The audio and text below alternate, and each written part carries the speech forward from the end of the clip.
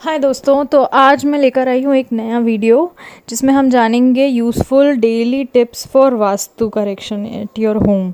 तो ये कुछ ऐसे टिप्स हैं जिनको आप यूज़ करके अपने घर में, अगर जैसे नॉर्थ ईस्ट में आपके पूजा रूम नहीं है या साउथ वेस्ट घर के मुखिया का रूम होना चाहिए, वैसा नहीं है, ईस्ट या नॉर्थ या वेस्ट डायरेक्शन के जगह पे कुछ और साउथ डायरेक्शन का आपका मेन डोर है, तो ये कुछ ऐसे टिप्स हैं जिनको आप अपने डेली लाइफ में कर सकते हैं। बहुत ही इजी टिप्स हैं और इनको करने से फॉर श्योर आपके घर में पॉजिटिविटी बढ़ेगी और जो भी वास्तु दोष होगा वो कम होगा। So let's get started. सबसे पहला टिप है, घर को हमेशा क्लीन रखें। क्लीन तो जैसे रोज़ ही होता है, आजकल सबके घर में मेड आ रही है, रोज़ ही झाड़ू पोछा हो रहा है, बट एक लंबा सा झाड़ू रखें जिससे आप संडे को, हर संडे छोटा छोटा जो जाला भी लगता है हमारे घर में, उनको निकाल के रखें। मेन डोर को हमेशा क्लीन रखें, उसमें स्वास्तिक बना के रखें या ओम का साइन बनाएं। और मेन डोर पे कभी भी कोशिश करिए कि कभी भी जाले ना लगे, और मेन डोर बहुत ही क्लीन रखना चाहिए क्योंकि वही हमारा सबसे फर्स्ट और सबसे इम्पॉर्टेंट एंट्रेंस होता है, जिससे सब कुछ पॉजिटिविटी, नेगेटिविटी, हर इंसान, हर कुछ हमारे मेन डोर से ही आता है अंदर। तो आपको मेन डोर को क्लीन रखना है, अपने घर के अंदर के छोटे छोटे जाले सब कुछ क्लीन करके रखना है, कभी भी जाले नहीं लगने देना है क्योंकि जाले लगे हो वाले घर में कभी भी लक्ष्मी का वास नहीं रहता है। और तो हमेशा ध्यान रखें अपने घर की आसपास की सफाई का। सेकंड उपाय है मोरपंख। मोरपंख कभी भी ख़राब नहीं होता है। मोरपंख को कृष्ण भगवान अपने सर पे धारण करते हैं। आप कहीं पे भी मोरपंख का एक बंच लेकर उसको वास में लगा दीजिए, या अपने बेडरूम में रखिए या अपने लिविंग रूम में रखिए। मोरपंख की सफाई होना ज़रूरी है क्योंकि कभी उसमें जाले लग जाते हैं, उनको क्लीन करके रखिए। और मोरपंख आपके घर में कभी भी घर को नज़र नहीं लगने देता, और आपके जो भी बने हुए काम बिगड़ रहे होते हैं या कुछ काम बन नहीं रहे होते हैं उसमें काफ़ी हेल्प करता है। वास्तु दोष भी घर का काफ़ी हद तक मोरपंख से नहीं होता है, कम होता है। तो मोरपंख इज़ सेकंड टिप। और मोरपंख रखिए और उसको क्लीन करके रखिए, अच्छे से सजावट में उसका इस्तेमाल कीजिए, या अपने पूजा रूम में रखिए मोरपंख, लेकिन मोरपंख का इस्तेमाल कीजिए। थर्ड टिप है सूर्य भगवान का एक तांबे का सूर्य यंत्र। सूर्य यंत्र जो भी, जैसे हमारे घर में अब बहुत सारे लोगों के घर में लाइट, सूर्य का सनराइज़ का टाइम का लाइट नहीं आता है, या कुछ पार्ट्स में अंधेरा रहता है, तो आप अपने घर में एक सूर्य यंत्र ज़रूर लगाएं। या तो उसको मेन डोर पे लगा लें, डोर के ऊपर, या फिर अपने पूजा रूम में उसको रखें और यंत्र की रोज़ पूजा करें, टीका लगाएं। ऑफ कोर्स बाहर रहेगा तो वो उतना डेली पूजा नहीं होगा, लेकिन अगर पूजा वाले रूम में रखे हैं तो उनकी रोज़ पूजा करें और धूप दीप दिखाएं। और अगर आपके कोई भी घर का ऐसा जो रूम है जहाँ पे सूर्य भगवान की रोशनी नहीं पहुँचती, तो ये यंत्र आपके घर में होना चाहिए। ये आपको बहुत हेल्प करेगा आपके वास्तु दोष को हटाने में, आपके घर की नेगेटिविटी कम करने में, पॉजिटिविटी बढ़ाने में। तो सूर्य यंत्र एक ऐसा, मतलब अगर आप उसको कहीं पे भी लगा देंगे ना अपने घर में, जहाँ से आपको दिखते रहे, सुबह सुबह भी उसको उनके ऊपर आपका नज़र जाएगा, तो आप खुद में फ़ील करेंगे कि आपको कितना पॉजिटिव लग रहा है।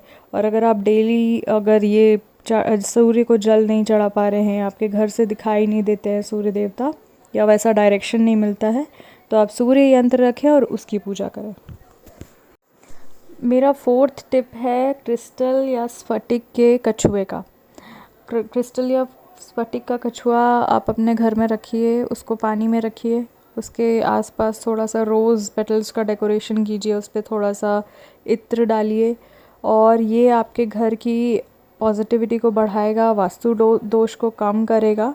कुछ लोगों के यहाँ पीतल या तांबे का कछुआ रहता है, उसको पलट के चेक करिए, अगर उसके पीछे नंबर लिखा हुआ है, तो नंबर वाले जो कछुए रहते हैं उनको एक प्लेट में थोड़ा सा चावल रख के उसके ऊपर रखा जाता है, और जो बिना नंबर के हैं वो आप पानी में रख सकते हैं। उनको, कछुए को आप अपने ड्राइंग रूम में रख सकते हैं, लिविंग रूम में, या फिर पूजा के रूम में रख सकते हैं। अगर पूजा वाले जगह पे रखे हैं तो रोज़ कछुए को साफ़ करें, कहीं पे भी रखिए, कछुए को रोज़ साफ़ करें, उसमें डस्ट नहीं लगनी चाहिए।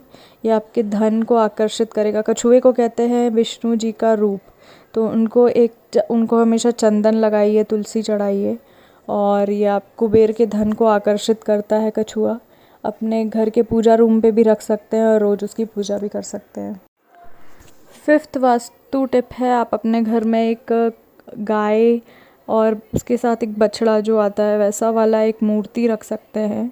कहीं पे भी रखिए। सुबह सुबह उठ के आप दर्शन करेंगे तो जितने भी भगवान गाय के अंदर रहते हैं वो सारे के दर्शन एक गाय से ही हो जाएगा। पहले लोग गाय की पूजा, गाय को अपने घर में रख सकते थे, उसकी सेवा करते थे। अब समय बदल चुका है।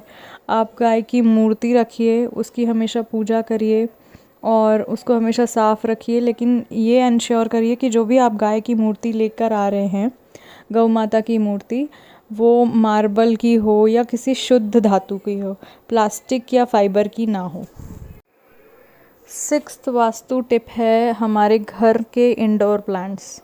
आप अपने घर के अंदर इंडोर प्लांट्स रखिए। इंडोर प्लांट्स आपके घर में ऑक्सीजन भी बढ़ाएंगे, आपकी एयर को प्यूरीफाई भी करेंगे। मेरा लास्ट वीडियो देखिएगा, उसमें मैंने सजेस्ट किए हैं कुछ इंडोर प्लांट्स जो कि NASA approved air purifying plants हैं, जिनको ज़्यादा केयर की ज़रूरत नहीं होती और वो बहुत अच्छे से उगते हैं। आप मेरे इसी प्रीवियस वीडियोज़ में जाके देख सकते हैं और अपने घर की पॉजिटिविटी को इंडोर प्लांट्स लगा के बढ़ा सकते हैं। 7th वास्तु टिप है, जब भी आप पूजा करें, सुबह अगर नहीं टाइम मिल रहा है, आप जल्दी पूजा कर रहे हैं, आपके पास ज़्यादा टाइम नहीं है, तो शाम को ज़रूर कपूर जलाएं अपने घर में। कपूर नेगेटिविटी को भगाता है, वास्तु दोष को कम करता है और आपके घर में जो भी नेगेटिव वाइब्स होती है उनको एब्जॉर्ब करता है। आजकल इलेक्ट्रिक वाला भी एक लैम्प आता है जिसमें आप कपूर जला सकते हैं, या एक छोटा सा वो टी लाइट वाला जिसको में नीचे टी लाइट रख दीजिए, ऊपर कपूर रख दीजिए, या उससे भी, वो सब भी आप ख़रीद नहीं पा रहे, आप शाम को आरती करिए, उसके आरती में 2 कपूर डाल दीजिए और उसको जलने दीजिए। कपूर धीरे धीरे आप पूरा खुशबू अपना फैलाएगा पूरे घर में और आपके घर का वास्तु दोष कम करेगा। 8th और लास्ट वास्तु टिप है, अगर आपके भगवान नॉर्थ ईस्ट में नहीं बैठे हैं तो नॉर्थ ईस्ट डायरेक्शन जो भी है आपके घर का, उसमें एक बल्ब लगाइए और हमेशा वहाँ पे उजाला रहने दीजिए।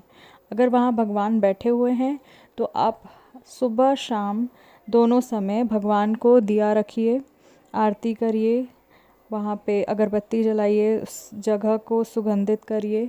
और यही मेरा लास्ट वास्तु टिप है और मुझे आपके कमेंट्स का वेट रहेगा। आप मुझे बता सकते हैं इन वास्तु टिप्स में आप क्या क्या फॉलो करते हैं। और तब तक के लिए गुड बाय।